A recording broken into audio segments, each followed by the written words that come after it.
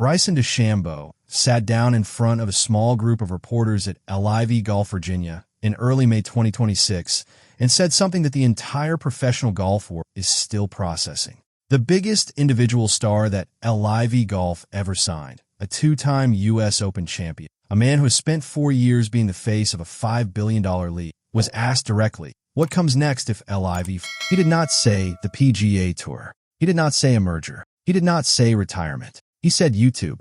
That single answer tells you everything about where professional golf stands right now and where it might be heading. To understand how Bryson DeChambeau arrived at this moment, you have to go back to June 2022. He was 28 years old. He had just won the 2020 U.S. Open. He was one of the most recognizable players on the PGA Tour, and he became one of the very first players to defect to LIV Golf, reportedly signing a contract worth more than $100 million.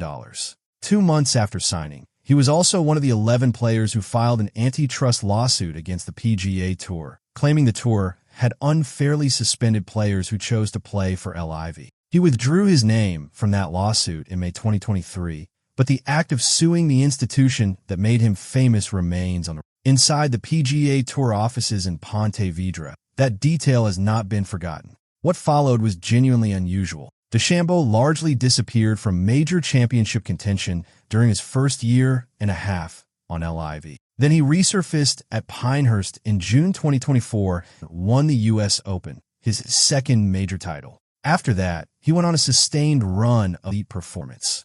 Runner-up at the 2024 PGA Championship at Valhalla, runner-up again at the 2025 PGA Championship at Quail Hollow, becoming one of only 3 players in history to finish second at consecutive PGA Championships. By 2025, he was unquestionably LIV Golf's most visible player, the captain of Crushers GC, and the de facto face of the entire league. This is not a fringe player. This is one of the most talented and physically dominant ball strikers in the generation.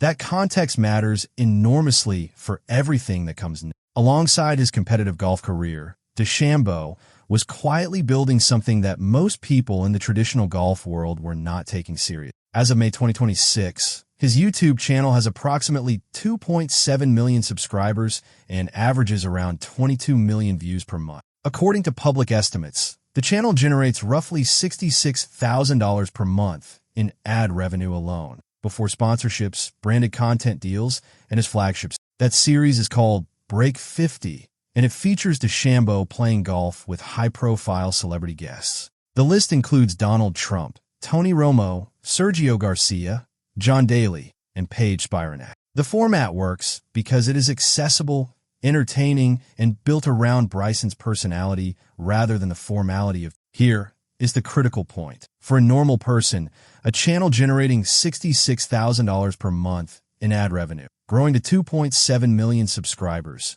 with celebrity partnerships and a growing sponsorship portfolio, would constitute a legitimate full-time career. For Bryson DeChambeau, it has been a side project, but the reason he was able to build it is just as important as the numbers themselves. LIV Golf gave him the content freedom to do it. The PGA Tour did not. DeChambeau said directly that the PGA Tour's social media policy was one of the reasons he originally left in 2022. He told reporters in May 2026 that if he were to film a Break 50 video during the week of a PGA Tour event with a content creator or celebrity, that would currently be a violation of tour policy. And then he added, "It's their policy. They didn't let me do it when I was there. I asked various times."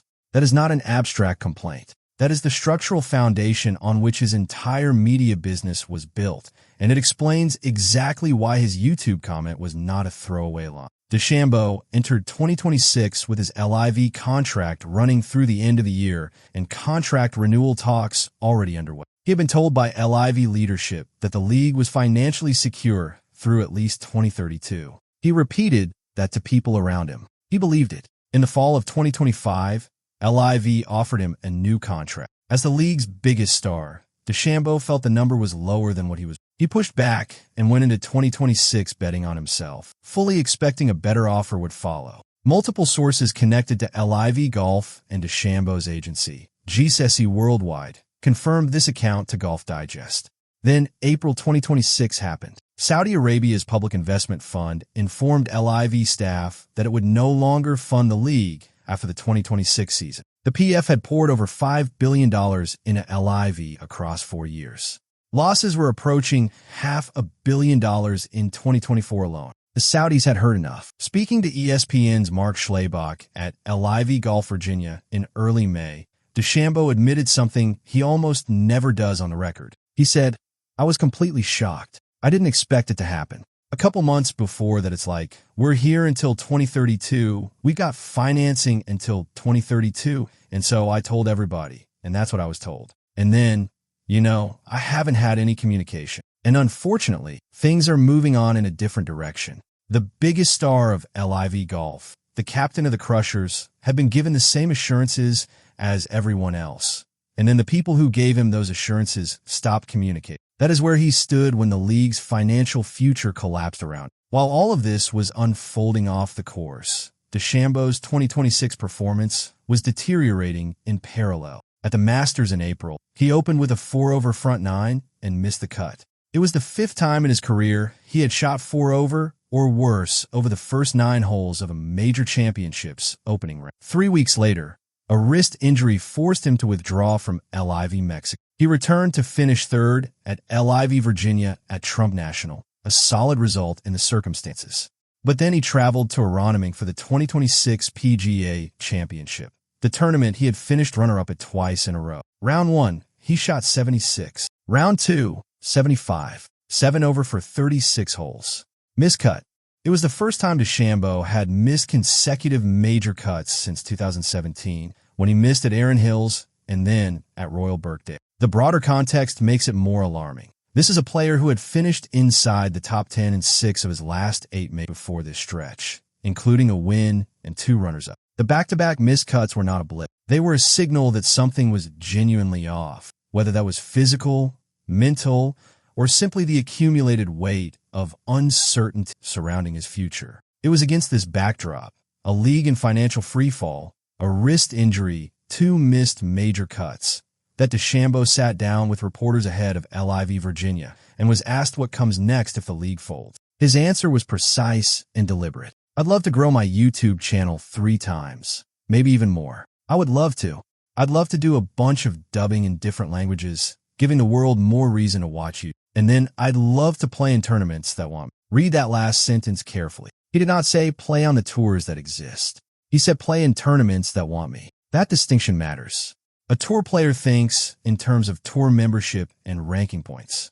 A brand thinks in terms of which platforms and events are worth participating. DeChambeau was framing his future the way a media company would, not the way a professional golfer typically would. And the framework is not entirely unrealistic. DeChambeau holds major exemptions that give him access to the sport's 4 biggest events regardless of tour membership. U.S. Open until 2034, the Open until 2028, Masters, and PGA Championship until 2029. So the theoretical architecture of the third path, he could, technically, play YouTube golf for 9 months of the year and appear in the majors. The question is whether it would actually work competitively. The alternative to the YouTube path is a return to the PGA Tour, and DeChambeau himself has made it clear that road is not straightforward. He initially denied that his representatives had spoken to the tour, then later admitted they had. He described the potential penalties he would face as quite unfortunate in my opinion, considering what I could do for them. That last phrase is significant. Considering what I could do for them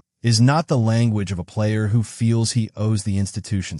It is the language of someone who believes the institution needs him more than it will publicly acknowledge. Multiple tour sources have told Golf Digest that whatever leniency Brooks Koepka was extended when he returned in January is unlikely to be offered again. The PGA Tour, now navigating its own restructuring, reducing field sizes, cutting employees, is not in a position to be seen rolling out a red carpet for players who sued them and publicly criticized them for 4 years. The PGA Tour did announce updated social media policies in May 2026, reportedly through front office. The changes include increasing the video footage limit from 2 minutes to 3 minutes, allowing players to post broadcast footage from 6 holes, up from 1, at the end of a round's TV window, and permitting up to 8 minutes of broadcast footage per video after events. These are meaningful updates. But the tour will also use YouTube Content ID technology to retain ad revenue from videos that include competition footage, meaning players will not benefit financially from posting highlights of themselves. Whether those changes are enough to make DeChambeau's content model viable inside the PGA Tour framework remains genuinely unclear. DeChambeau has 3 options, and none of them are clean. Path 1 is to bet on LIV finding new investors and surviving beyond 2026. The upside is obvious. No financial penalties, no content restrictions, and continuity. DeChambeau himself said in late May 2026, "There's a couple ideas that we have, quite a few ideas that we have that could be in. We'll see if investors like it or not. I'm giving all I can to make it happen, and if it doesn't happen." The downside is that the PIF pulling out dramatically weakens LIV's negotiating position with potential investors. And if the music stops mid-season, DeChambeau could be left with no competitive structure and even fewer options for a PGA Tour return. Path 2 is a return to the PGA Tour. The upside is access to a weekly competitive schedule, the full major pipeline, and the institutional legitimacy that only the Tour provides. The downside is a significant financial penalty on top of content restrictions that would fundamentally limit the media business he has spent 4 years building. The Tour may also be unwilling to offer favorable terms to the player who was, for years, the loudest public critic of it. Path 3 is the YouTube Plus Majors model DeChambeau floated publicly. It has genuine financial appeal and creative freedom. But ESPN's Scott Van Pelt addressed it directly after the Aronimist cut. The suggestion that he could go be a YouTube player and then just show up and play in the majors. That's just not a realistic thought. Smiley Kaufman was equally direct on his podcast, saying, "You can't just play YouTube golf and play against these guys in major championships thinking you can win without playing enough professional golf events." The competitive logic is sound. The players who win majors are the ones competing every 2 weeks for years on end. The stamina, sharpness, and competitive reps required to contend at Augusta or Oakmont cannot be maintained by playing 4 events a year. DeChambeau gave the clearest signal of what he actually wants when he addressed the possibility of professional golf's reunification. "The egos need to get dropped," he said. "Everybody needs to come in with a level-headed playing field with an opportunistic mindset to grow the game of golf." That is the Kumbaya answer, and he knows it. But strip away the idealism, and the logic is straightforward. A merger is the only outcome that solves all of his problems simultaneously. A merger means he never has to formally return to the PGA Tour terms.